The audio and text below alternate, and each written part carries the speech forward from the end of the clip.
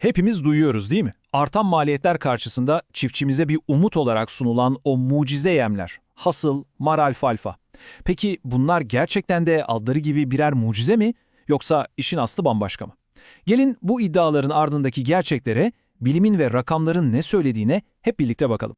Yahu maliyetler almış başını gitmişken, çiftçimizin kolay ve ucuz bir çözüm araması kadar doğal ne olabilir ki?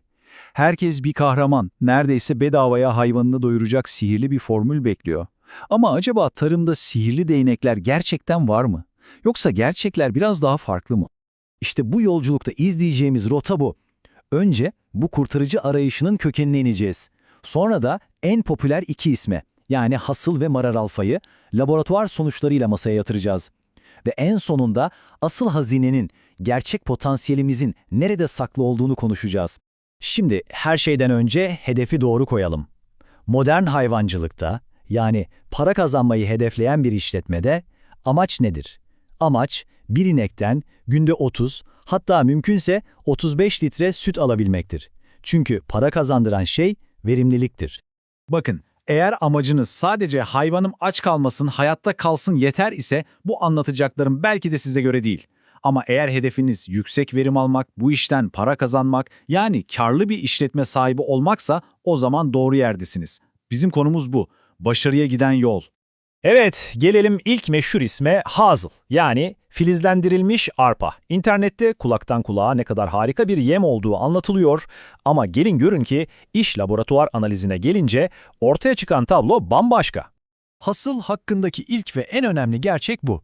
Şok edici ama gerçek. Hasılın tam %90'ı sudan oluşuyor. Evet, %90'ı su. Yani siz hayvanınıza yem verdiğinizi zannederken aslında büyük oranda su içiriyorsunuz. Geriye besin adına pek bir şey kalmıyor. Şöyle bir karşılaştırma yapalım. Hayvanınızın sadece 1 kilo arpadan alacağı besini, enerjiyi, proteini alabilmesi için tam 7-8 kilo hasıl yemesi gerekiyor. Düşünebiliyor musunuz? 1 kiloya karşılık 8 kilo. Ama durun, asıl sorun bu hacim bile değil. Daha temel bir problem var. İşte bütün meselenin kilitlendiği yer burası. Bir ineğin midesi, yani işkembesi, ne kadar büyük olursa olsun bir kapasitesi var. Yüksek verim için gereken enerjiyi karşılayacak kadar, yani kilolarca onca hasılı fiziksel olarak midesine sığdırması imkansız. Çünkü maalesef böyle bir işkembe yok. Şimdi sıkı durun, matematik bize ne diyor biliyor musunuz? Hani o hedeflediğimiz 35 litre sütü sadece hasılla almaya kalksak, bir ineğin bir günde tam 1800 kilo hasıl yemesi gerekirdi. 1800 kilo. Neredeyse 2 ton. Bir ineğin bir günde bunu yemesi mümkün mü sizce? Tabii ki değil. Peki, hasılı geçtik. Gelelim diğer popüler isme mar alfalfa. Evet, tarlada çok güzel gözüktüğü, dönüme çok yüksek verim verdiği, kuraklığa dayandığı doğru. Kağıt üzerinde her şey harika. Ama asıl sormamız gereken soru şu. Peki içinde ne var? Bakın bilimsel analizler ne kadar net. Mar alfalfayı hayvancılığın altın standardı kabul edilen mısır silajıyla karşılaştırdığımızda ne görüyoruz? Hem protein değeri daha düşük hem de hayvanın asıl ihtiyacı olan enerji değeri çok daha geride.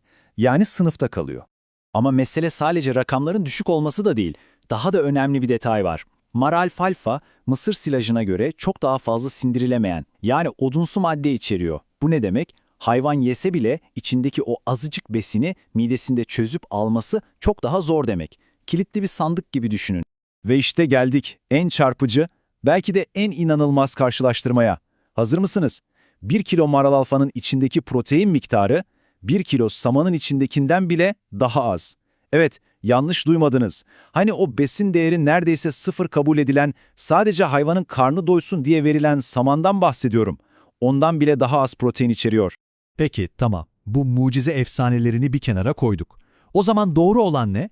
Gerçekten karlılığa giden, denenmiş, kanıtlanmış, bilime dayalı yol hangisi? Hani en başta bir hedefimiz vardı ya, 35 litre süt diye. Artık hepimiz biliyoruz ki %90'ı su olan ya da proteini samandan bile az olan yemlerle bu hedefe ulaşmak sadece bir hayal. O zaman soruyu tekrar soralım ama bu sefer cevabını bilerek. Bu yüksek verim hedefine bu kadar düşük kaliteli yemlerle ulaşmak mümkün mü? Cevap çok net. Kesinlikle hayır. Aslında başarının formülü o mucize diye pazarlanan şeylerde değil, zaten gözümüzün önünde. Kendi topraklarımızda.